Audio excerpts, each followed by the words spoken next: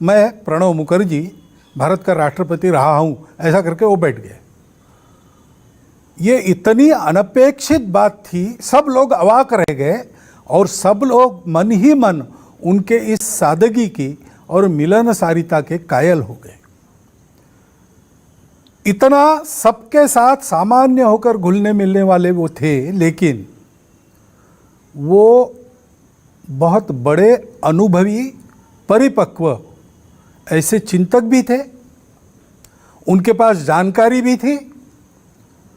दीर्घ जीवन में अनुभव के कारण उस जानकारी को पचाकर सद दिशा में उसका उपयोग करने वाला विवेक भी उनके पास था, और इसलिए हम जैसे लोगों के वो मार्गदर्शक बुजुर्ग थे।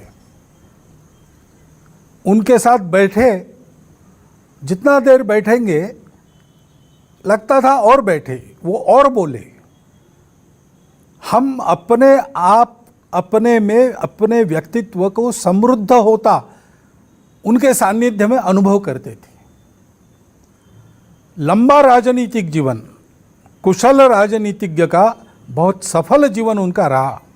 सब प्रकार की चालें भी वो जानते थे, परंतु इस राजनीति के ऊपर उठकर देश हित में सबको अपना मानकर चलने की और राजनीतिक मतभेदों के बावजूद सबको अपना बनाने की उनकी वृत्ति, ये सदैव उनके व्यवहार में हमने देखी है।